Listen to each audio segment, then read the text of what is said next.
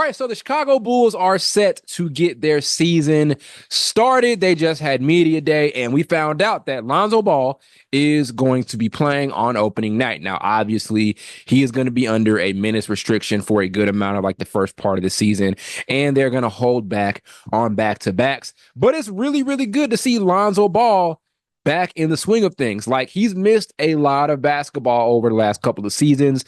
The thing that sucks with Lonzo, if you look at his career, whenever he's like on this upward momentum as far as his development, there is a disruption. So let's go back and let's talk about the 2019-2020 season where he joins the Pelicans. He has a really good start to the season. It looks like he's starting to figure things out. Not all-star caliber just yet, but it looked like he found his fit. Then COVID hits and it totally disrupts New Orleans' momentum and his momentum. They're in the bubble, but he just was never able to return to that level of play. Then we go and look at him being moved over to the Chicago Bulls. And again, this upward momentum, things are looking great with him and that team. The fit between him, Zach LaVine, and DeMar DeRozan looked flawless. Who knows what Chicago could have done if fully healthy the entire way through. And then obviously he gets hurt. And here we are with Lonzo. So with him, like I said, whenever it looks like he's figuring things out, something ends up becoming a major limitation. Think about his stint with the Lakers, and this is no knock on LeBron at all.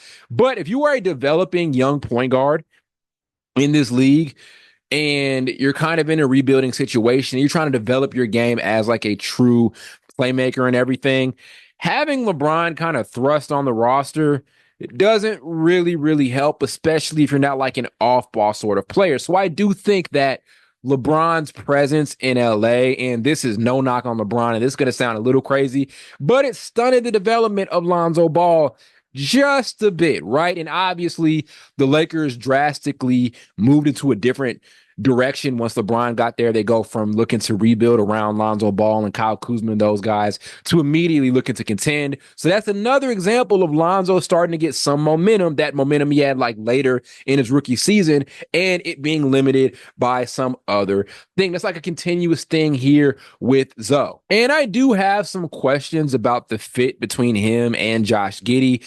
Right now, the Bulls are like stuck in this weird position where they're trying to figure out, okay, are we going to try to be competent and win games versus do we need to go all in on a rebuild? If they were looking to go all in on a rebuild, then Zach LaVine will be traded, right? Lonzo will probably be packaged in some sort of deal with Zach LaVine. Obviously, they have not gone in that direction just yet. So things are kind of weird here. There are some really good young pieces on the roster and still some veteran guys still sticking around. So with Lonzo, like there's one thing going on here.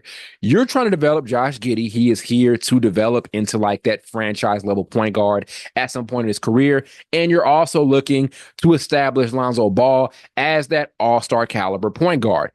That's really tough to do, right? That's a really crowded backcourt with two guys who aren't really scoring-minded players. Like usually you want to balance out your backcourt. Maybe one guy is really good from a scoring perspective, can score the ball at high volume and things like that.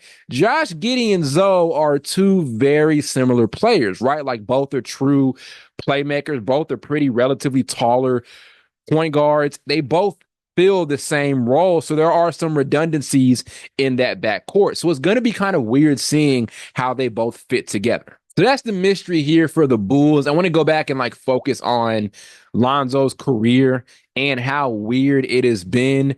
A lot of people at this point would call it a disappointment, right? And it sucks because I really think Zoe was like entering this territory of being one of the best true point guards in the game, being one of the best all-around point guards in the entire league. And he can still get there, right? Like if he's able to establish some rhythm for himself this season, he can still get there at some point down the road. But the perception on Lonzo has been very rough his entire career, right? Like it's really been more of a negative perception the entire way through. And the way people kind of treated Lonzo is what's wrong with like draft prospect analysis in general. Like this expectation that a guy has to have everything figured out like in their first 2 years, I think is ridiculous. Like, we even overreact to players in the summer league. I talk about that all the time.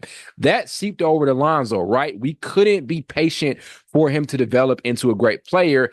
Everything with him seemed very rushed, right? It seemed as if he didn't get it figured out now, he's never going to get it. That's where the bust conversations came in and all of those things. And whenever we do that, we don't account for development, right? Teams draft certain players, and sometimes they know, hey, this is going to take X amount of years for this thing to work. So if GMs know that, if coaches know that, then why as fans don't we catch on? And that's evident through a lot of things, and that's evident especially through how we talked about and perceived Lonzo Ball. And I think it's completely unfair. Now, there is this, Lonzo's dad did put a ton of expectations on him. The stuff that LeVar Ball was saying about Lonzo before he even played his first game in the NBA was kind of crazy. But still, I don't feel like we were fair with Lonzo. He wasn't saying those things about himself. So again, there's that thing where with Zoe, we didn't really, in the court of public opinion, we didn't really give him that time to develop. So when people walk back saying his career is a disappointment, that totally ignores the idea of development. There are too many NBA legends, too many NBA stars that took a minute to get there. Now, not all of them were like lottery picks and things like that. There may be a few examples sprinkled here and there, but everybody ain't going to get to figure out their first 3 years into the league. Simple as that. So why didn't we cut Lonzo that slack, especially with the development that he showed? And he showed the ability to improve year in and year out. Like, look at Lonzo. He comes in, he's pretty weak from a three-point shooting perspective, and he gradually gets better every single season. Now, if you look at his last season, his last full season, and look at his three-point percentage, it's pretty decent. He has gotten better at that year in and year out. But again, this rushed mindset of if they don't have it figured out now, they're never going to get it figured out is bad. It's bad for the game, and it's bad for analysis and discourse around the game. Lonzo was a major, major victim of that. So like I said earlier, my fear this season for Lonzo is that the Bulls situation is going to be so weird. They as a franchise don't really have a clear direction. And I hope that doesn't stunt him and his development into being that all-star level point guard that we saw flashes of the last couple of seasons. So there is that. But at the same time, I am very excited to see him get back on the court and play. It has been a long time since we've seen Lonzo Ball play basketball. And look at his highlights, look at his reel, and look at his development. He is still a guy with a ton of upside and a ton of potential. So I'm excited to see what he does here on the floor here for this Bulls team as they're even trying to figure things out. He does have some options around him, so his playmaking abilities are going to be back at the forefront. Again, the fit between him and Giddey is going to be confusing. But shout out to Lonzo, good to have him back. And let's hope that the Bulls are going to be able to craft a situation that allows for him to get right back in the groove of things that he was in a couple seasons before the injury hit.